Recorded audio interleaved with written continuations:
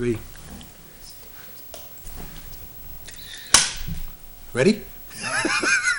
Good evening, ladies and gentlemen. Welcome to the planning board for February 2nd, 2016. We stand and pledge allegiance.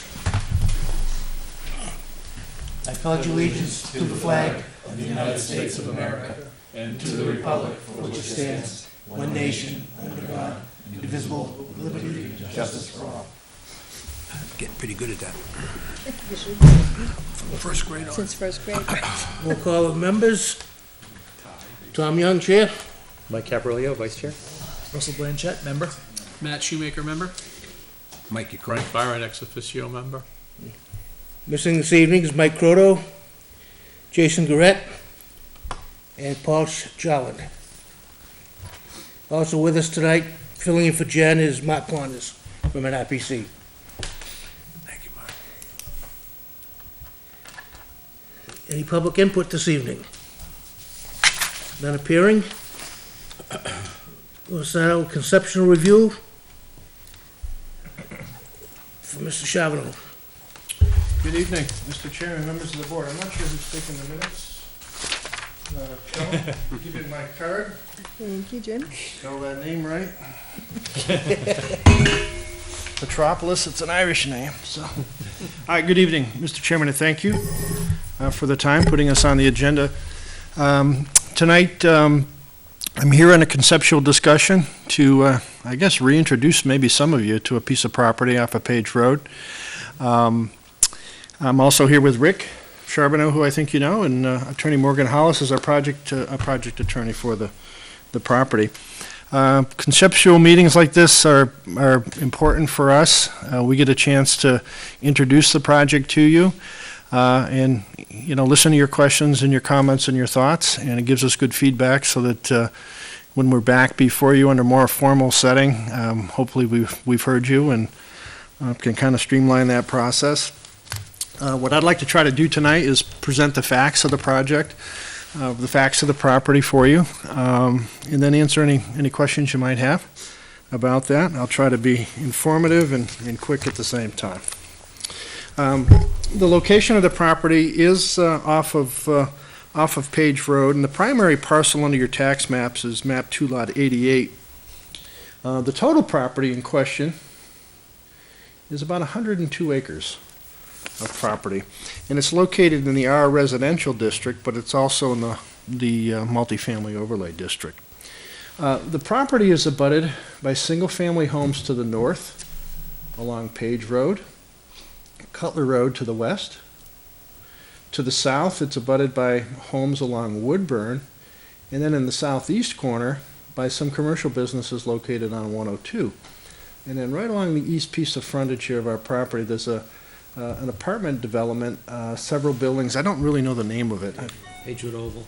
Edgewood Oval, okay, located here. Not Agewood, Pagewood. Pagewood. To the east, okay.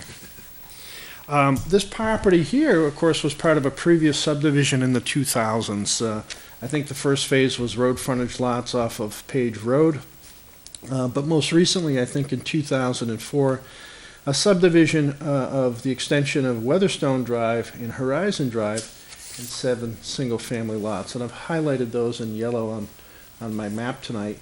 To date, nothing's been built out there on the 7 lots and the road.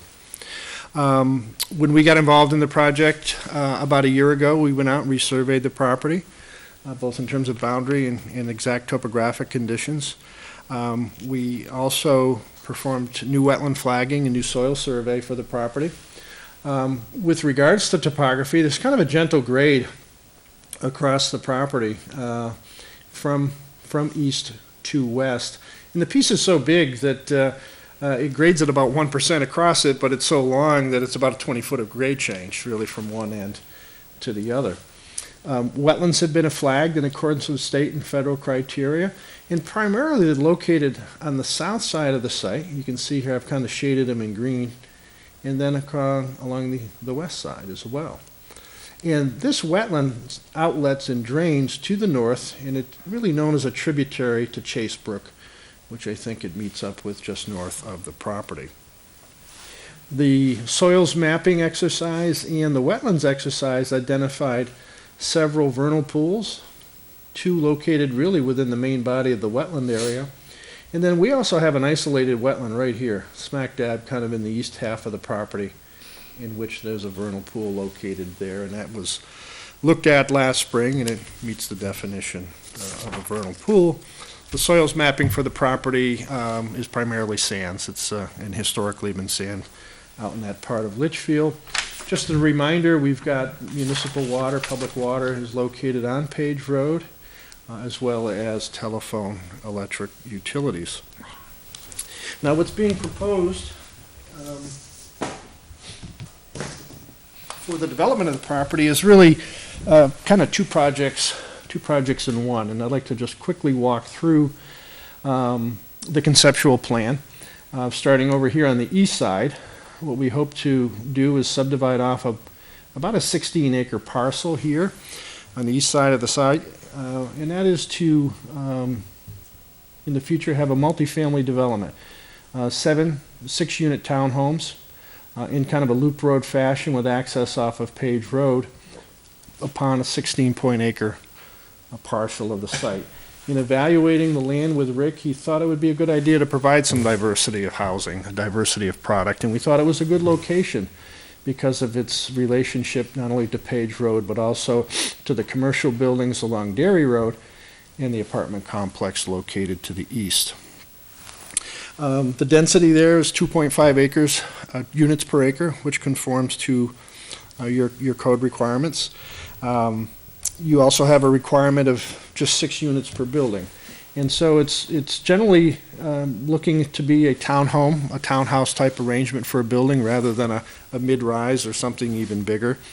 We really don't have any detailed information about the townhome sitting here tonight. We do understand that there is pending changes to the regulations for multifamily, and it gets into a little greater detail on the building composition, the building elevations, and all the stuff we hate, but we will have to do and comply with it and certainly bring it forth for your guys' review. Absolutely.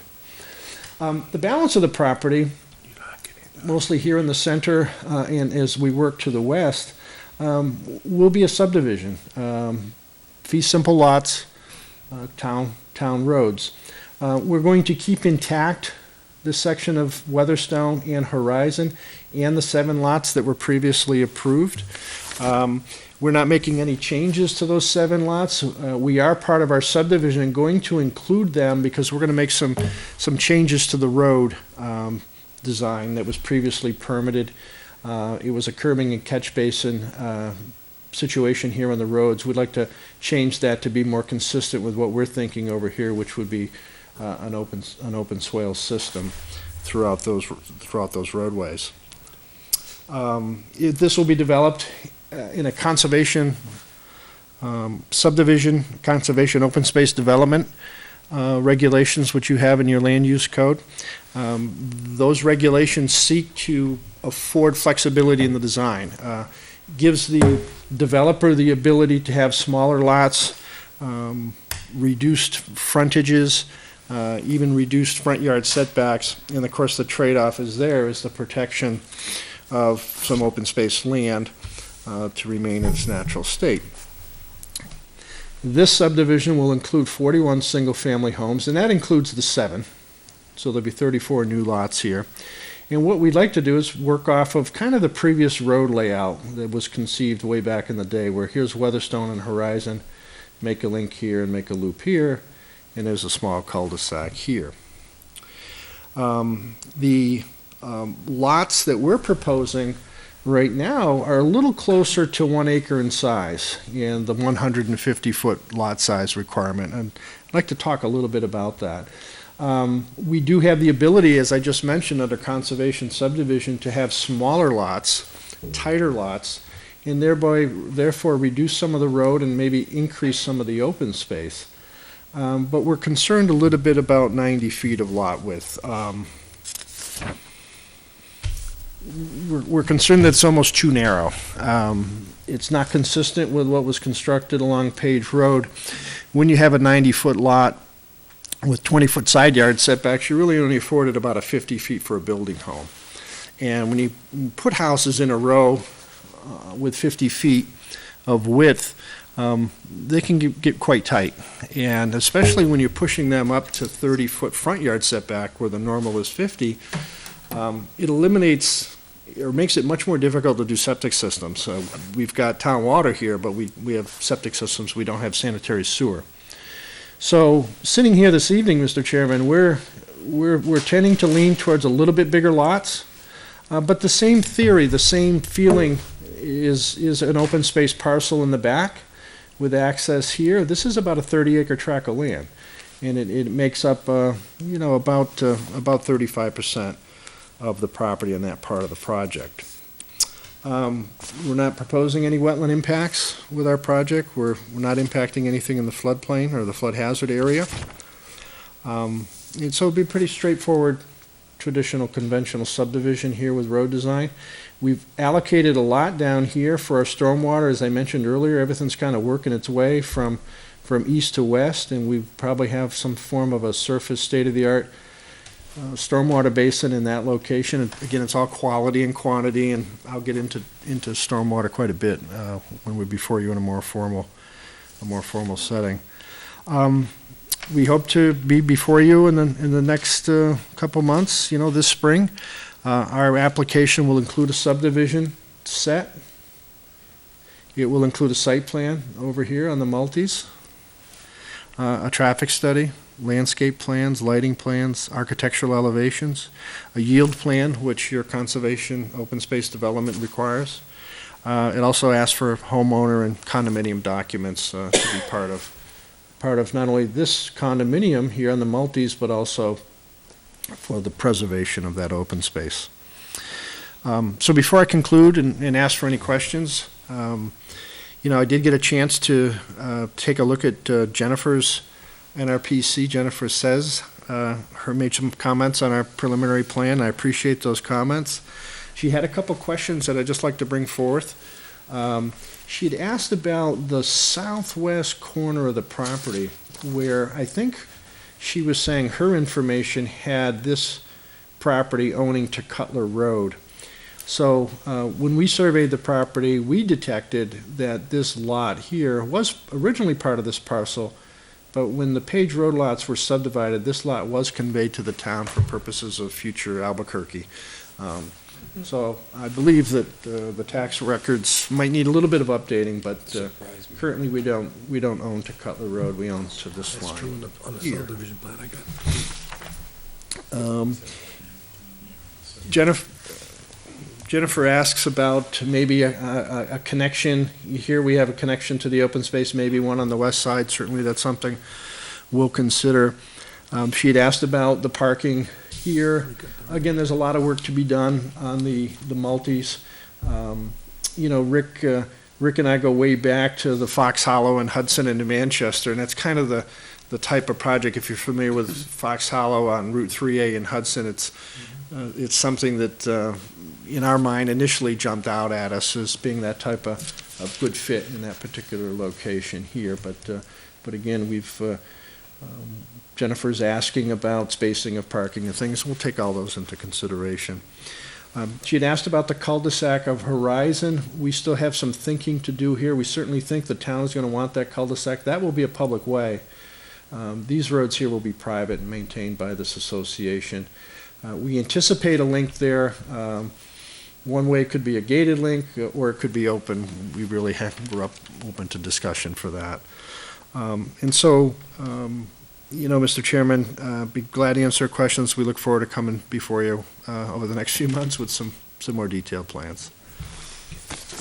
Do you currently have legal access over on the east side there? Yeah, I meant to mention that in my report. There's historically an access easement granted between this property and this property for this access. Recently, Rick and I met with the owner of this development and brought that forth to his attention. He's aware of it, and with Morgan's assistance, we're going to continue to kind of better solidify that easement right. But historically, there's an easement there, yeah. And we thought connecting in through here, there's a big stretch there's a wooded stretch here in this location. We thought that was a good location for the access to here, rather than to kind of work their way back through the subdivision to get back there. Site distance is good there as well. Frank? One of the things that I guess, and this is conceptual, so I guess it's a free-ranging discussion to kind of talk it through, is if you look on 102, I believe between a couple of those lots on 102, there's an access point there. And I'm wondering what would make sense in terms of bringing a road out to 102. The idea being that that development no longer becomes, I just call it accessible by only those 2 points, if you understand what I mean. Sure. And I'm not sure what the issues are with the state, I have no idea, so, is it feasible? I know that it may screw up a little bit, and have to cut across the clusters. Sure. Well, we'll scrub through that again, and we'll certainly look at doing that. We do not currently have any legal lots that have frontage on Dairy Road. We don't have, We would never get a wetland permit to go across. Is that what it would require? Okay. yeah, this whole big beautiful wetland extends down and through here. Okay, And so there's on the order of several hundred feet of crossing there. But we currently don't own any land that touches Dairy Road. What about touching over on Cutler? Is there any? We don't have any touch down here. And again, that wetland runs right up through here Oh, too. right, okay. Yeah. no, I thought, They're if you trying to put get your the- finger on the map, right in, just below your finger, to the south of it, yeah, I thought there was an access road there. Well, And there I is- don't know what the status of There it is is, to I'm a just, back lot that we don't own. There is. okay, is that what it's for? We Yeah. would never, ever get across the wetland. Okay, It would never, we'd never get that granted. If I were to extend this wetland out, That's a I'd good- love to draw. I'm be like a mad professor here, but. That's a large stretch.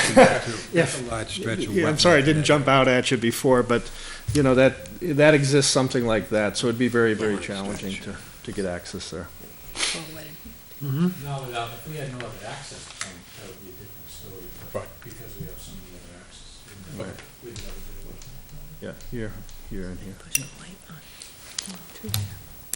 Kevin? Problem, I know. Kevin? Hmm? Any questions? I was just looking at the access point that Frank was bringing, that's the tough one, because one, it's owned by somebody else, the land, okay. okay? That piece is owned by somebody else. I didn't know if the town had set it up that was on. No, and it's gotta go through a large wet area, the length of it. That's where the problem would lie. Rick's right on there, it'd be tough. If it's only had another point somewhere else, like Rick was saying, if there was no other point, feasibility of that would make more sense.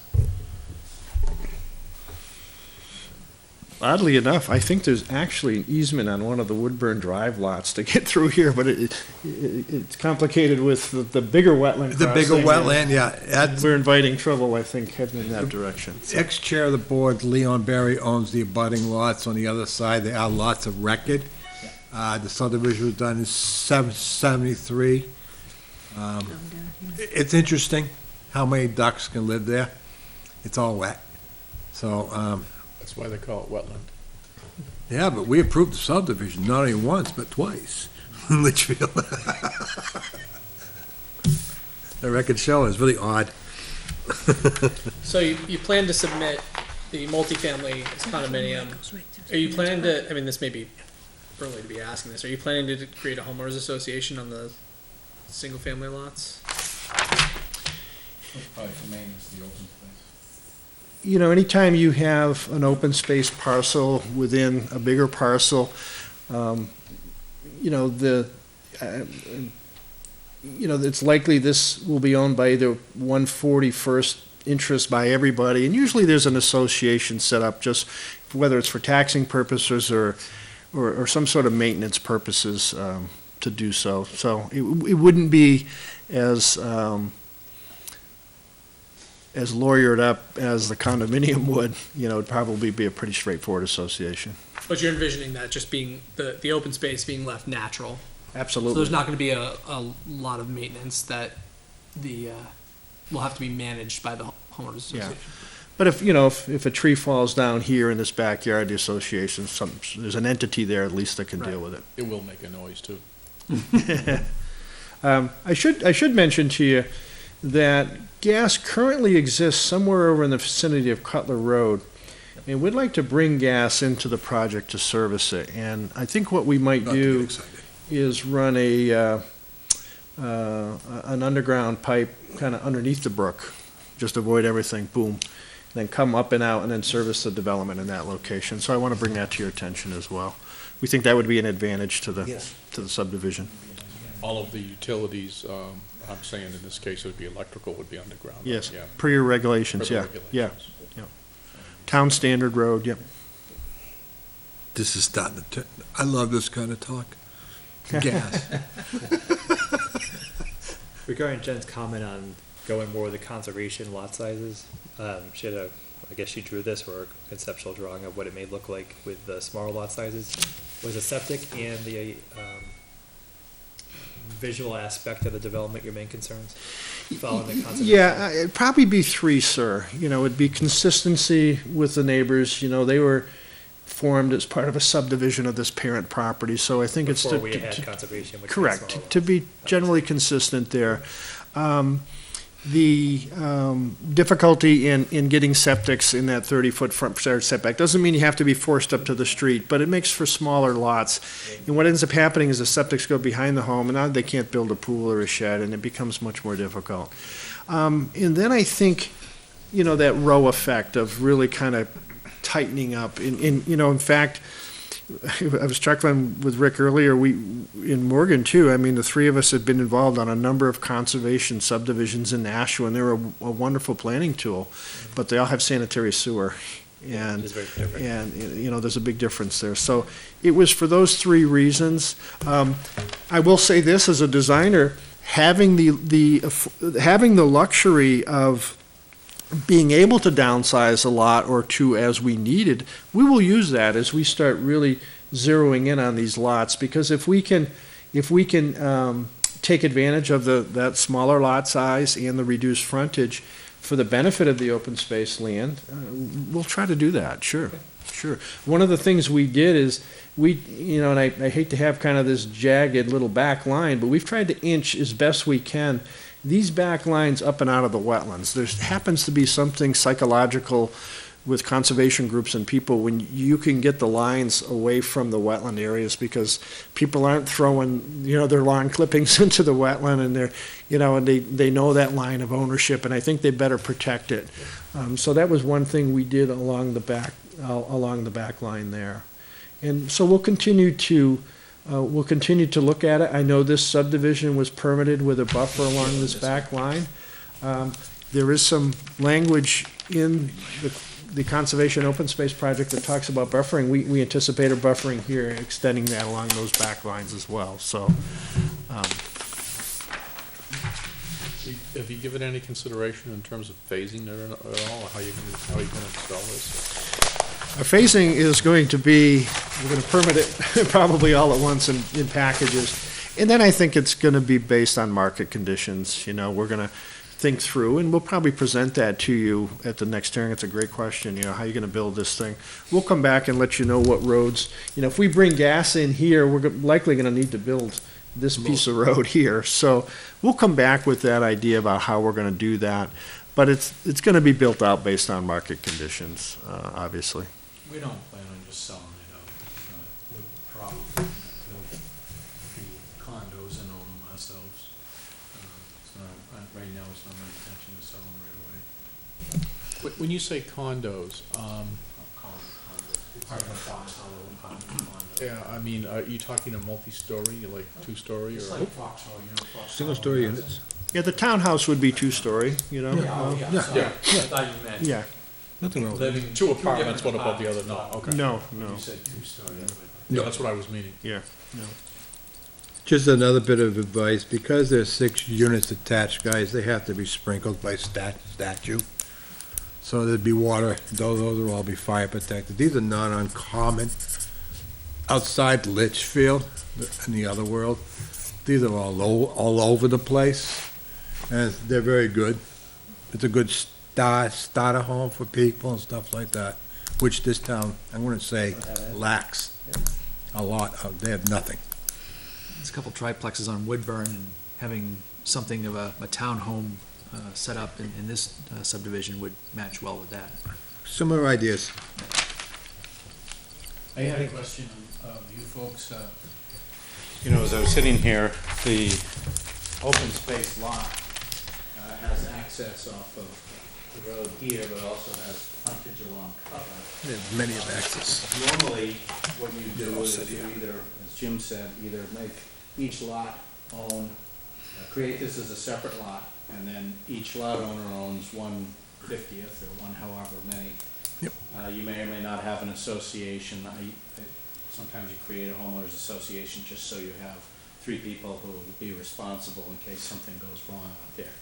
But one of the thoughts is, would the town consider, once it's approved and lots created, prior to any further development, would they consider taking ownership of that, conveying it to the town as a conservation land, mainly because you've got some frontage already, some area.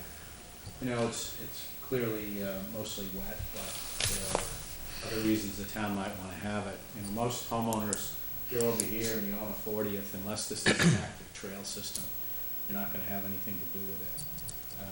Tax rates aren't going to change because there's really not much value added onto that lot. They capture it all in the lot anyway.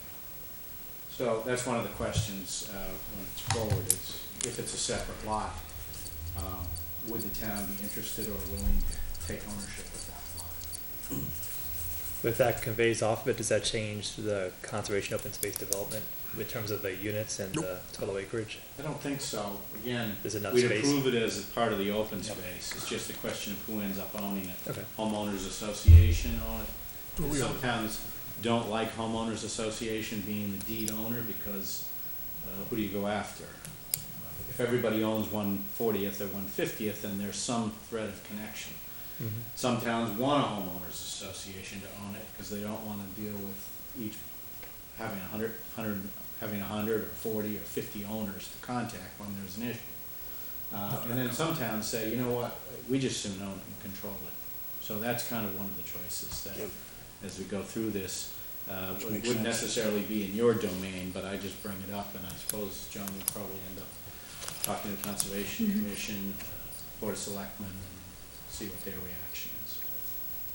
I don't think it affects it at all, but I just wanted to point that out in response to the question of would there be a homeowners association?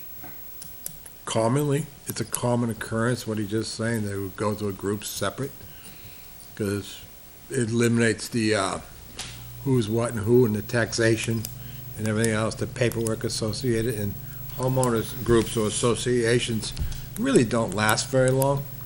They're only as good as 2 or 3 years, and then everybody changes. So if you just keep it, the land in question, it's very simple. I mean, that'd be something I think the Board of Selectmen Conservation Commission Right. have to dig into it. Oh, yeah. I don't see any arguments one way or the other on it, so it's kind of a neutral issue as far as my view as a selectman would be, that type of thing. Either way would work to me, I think, so. It's an easy one. So we might want to bring that sooner rather than later to the board to get feedback. The question I have is, and maybe I'm mixing my apples and oranges here, is there any intention to put, if this is a condo complex, some type of, I'll call it a clubhouse or a gathering area or anything like that on the property? No? Don't bother. Well, sir, this would be the only real condominium area, but Rick may end up owning it all and just having apartments, but he probably would likely set it up, Morgan, as a condominium. Yeah, the sole purpose of condominium, of course, is The ownership for. independent ownership. There are a number of apartment buildings that you would drive by and they look like apartments, but they're set up to sell out if you want to. You can do that at the beginning or you can do it at the end. There are arguments for both. Yeah, I didn't know if you were, We if haven't, you were considering, you know, it would be like a community there, whether there'd be some type of gathering thing. And I'm thinking more in terms of adult communities, but that's something else again. it doesn't apply here. We don't allow We'll those take it anymore. under- It doesn't appear No, I'm to not be- suggesting you have to, Yeah. I'm just Yeah, asking. well- Again, that would be feedback if the board feels that that's necessary or appropriate, but it would appear to us to be smaller what you know, you might have for a large community, you might want to set aside some recreation space, but for a smaller apartment dwelling, probably not a clubhouse or pool. We hear often that they don't want them. They don't want the tennis court, they don't want the pool, they don't want the clubhouse, they don't want the maintenance, they just want to have their home. And we hear that quite a bit for multifamily type projects, so.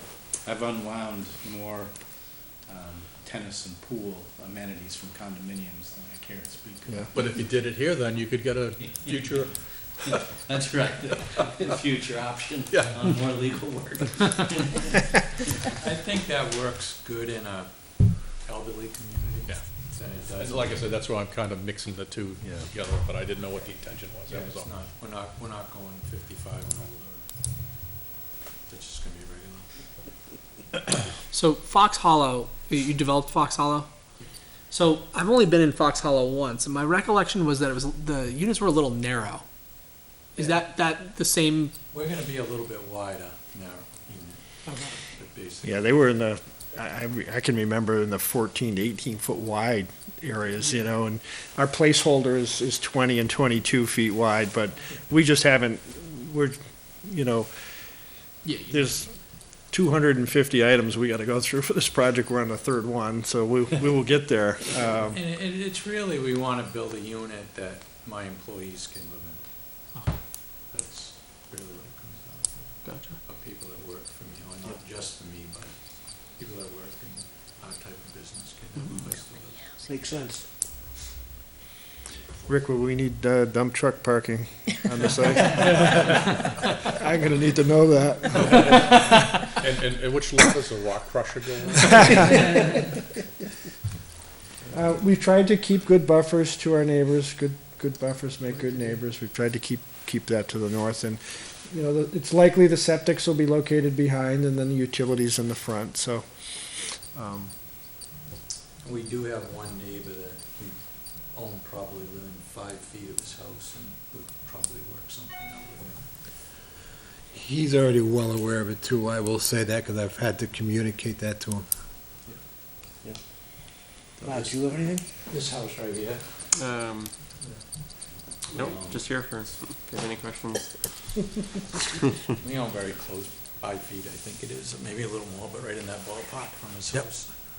And your intention is to make a connector road if my eyesight is still sufficient? When I say connector road, I'm talking between the cul-de-sac, yeah. Yeah, we're not exactly sure what form that's gonna take. We think it's a good planning tool for life safety, obviously, Yeah. but we don't Emergency know if access. it's gonna be open or gated or not. That's up to you guys. I think to me it makes sense, because, I mean, maybe it's closed or whatever most of the time or something with the gate, or I don't know, but just the Emergency idea that you have another way of accessing, in an emergency, that's all. Yeah. I think it's good for life safety. Yep. Our preference is not to have it. Not have it gated.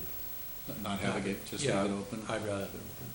But if it's open, if it's locked, whatever you guys. Well, the only thing I'm thinking of is, if you get somebody coming home from 102, and they live in that development, their natural inclination is going to be to try and shortcut it and go through the condo area up there. So that's why I was thinking if you gate it, you kind of prevent that. Now, if that's not an issue, that's fine, but I would just think if No, people are you living you bring there, up a just good point. We could sit here and play tennis with the good points and the bad points, and, you know, we see a lot of young families in projects like this, and we'd hate to have kids out, you know, walking that loop, and somebody's dashing through either to go to work or come home from work. That's probably the negative on it. Yeah. It's back and forth, then you put speed bumps, you do different, it's just, School does good on that. No kids with speed bumps, though. it's one of those things that goes back. Right. I think it'd be a great introduction to multifamily in the town as the first development, because we don't have any yet. And it just flows with the community, and it's by a good developer, obviously, so it's someone who cares about the town. And I just think it would give a good example for residents to see that it doesn't have to be something obnoxiously ugly. It could be done very well. So I think it's all positive. Heary on that one. Another thing, this stops sprawl in many ways. The open space eliminates sprawl. It's one of the weaknesses we've had, our subdivision regulation. I'll just say it's just an accident for a sprawl. A road for two lots, you know, doesn't make sense. Yeah, I look forward to seeing more about this as you guys develop more. I like it. And the wetlands go right around that corner down, on the, western edge of that, Yeah, they make a nice bend here. Yeah. This kind of wetland kind of drains into a tributary, runs here, runs through a big culvert right there. Right, and it goes, yeah, that's the It one. goes the north to- town rebuilt, and it goes underneath Albuquerque. That, now the floodplain, just for the engineering side of that, has changed because we added three culverts, the Chase Brook, Cranberry, and there. And that lowered the flood elevations, but it hasn't been done through FEMA yet. I got the package to give to them. Because we have to engineer it out for them, okay? So your flood elevations have changed. That wetland, that whole wetland used to flood all the time, and in fact, Cutler Road we used to be right up to, Yep. over Cutler Road.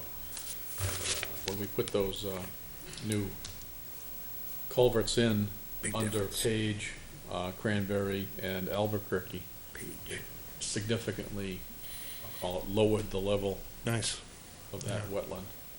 nice. Especially the flooding. Oh. Yeah, it doesn't flood anymore.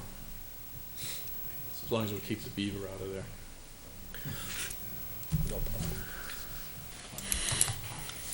Okay. Thank you.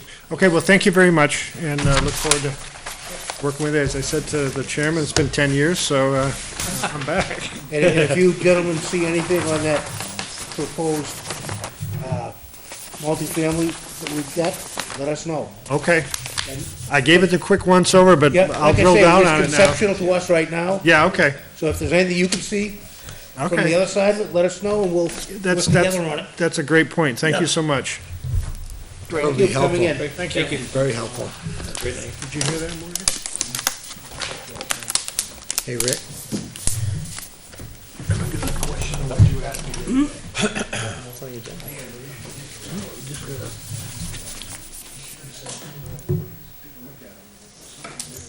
You know?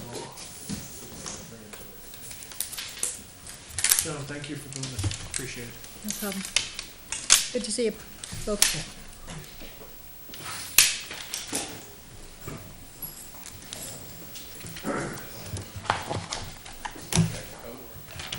Joe, have there been other developments in town where they've carved out the wetlands like he's describing as a potential for the town to take over? Is that been done before? It's always done. It's always done? Okay, so that's not anything abnormal. Nobody Okay. wants to maintain it. Yeah. Yeah, nobody wants the ownership of it, so they give it to the town. The Okay. town owns more property than you can shake a stick at, but But you can't do anything with it. it's Oh, useless, wet. it's Yeah, useless. it's all wetlands. Well, there was one that we didn't take. There was one at, not Carlisle, across the street from Carlisle that we didn't take, but in general, we have taken them. I have a concern about monitoring that one, though, you know, it'd be a job for somebody to get back there and make sure people aren't dumping leaves, et cetera. I think Kevin has plenty of time. I heard him volunteer to do that, that's what I heard. I said, I can't wait. I'll volunteer. Goes duck hunting, right? Do we have anything else, Joan? Just the minutes. Okay. Abstain? Abstain. We'll sleep. Make a minute to approve the minutes. Motion to approve the minutes of the January 19th, meeting as written. Second that. All in favor? Aye. Opposed, abstained, Aye, aye. passes 302.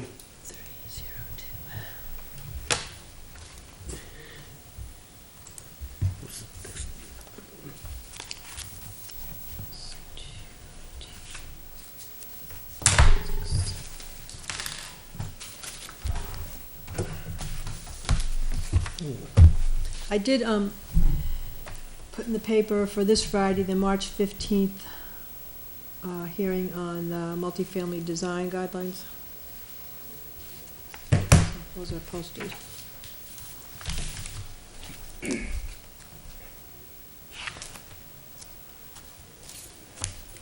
Does anybody have any other business? I think I brought it to your attention, Tom, when I saw you at deliberative, but the planning board ought to seriously consider whether it wants to get involved in a state law that has passed the House of Representatives, and it's now on the way to the Senate, which I think is is a very bad law. And what the law does is it specifies for auxiliary, or ancillary housing, apartments, I should say, all types of things like the square footage, all of that type of stuff. It basically is a planning, a zoning ordinance that's at the state level rather than at the town level, and it would supersede all town ordinances. I think it's the wrong approach that the state took, and I think its passage could be a problem for a lot of towns. What's the justification behind it? Or have The fact that you had 201 plus state representatives who voted in favor of it. I don't know what they didn't, there was no, I didn't know if you had read. Oh, I read it. The justification is that they feel that there should be a provision made so that that type of housing would be allowed for things like caregivers, mothers, fathers, who may be older and want to live around or whatever, that type of stuff. But I think, to me, it's much overstepping the responsibilities of the state, and it should be a community decision, not a state decision. But it is a problem, and it was passed, and after it passed, discussions I've had with other state reps were like, why did you pass this? And it's like, oh, we didn't know. So, okay, fine. So it is a problem, and actually, NRPC ought to speak up about it as well as the other regional planning commissions as well. Do you have the House bill on that? I'll see if I can find it. It passed probably about 3 weeks ago, or more, 4 weeks ago. And it is a bad thing that they do. So the only way to kill it right now, I think, would be to stop it in the Senate and have the Senate overturn it. Mark, that may be something for Tim, on that notice he sent out today Mm-hmm. on the New Hampshire planning. That may fit into Yeah, that. exactly. That would be a Actually, I'll good see one if I for can him. find it. One question. Are you going to want to do a handout flyer in the HLN for the zoning Yes, articles? Yep. Thanks. yeah, we should. Now, to look up the bill, see how much it was last year. And I'd also like to have Russ get it posted. Posted on cable TV? Yep. Sure, provide me with whatever information you need posted. Basically what we had for the speaking points. Okay. We gotta You tighten it can, up. you can format it a little Yeah, better for we'll have us. to tighten it up. Simplify it, make it so that they can look at it real quick and understand it. Yep. Reading the warrant is like reading rubber, Yeah. okay? That doesn't say exactly It what it makes, says, so, yeah, so that they understand it's basically just language change, 10 words or less. bringing the stuff up. Yeah. What would be what would be the name of the housing? It's not ancillary, it's not auxiliary. Auxiliary, No, it's not. Accessory? Accessory dwelling. accessory, yeah.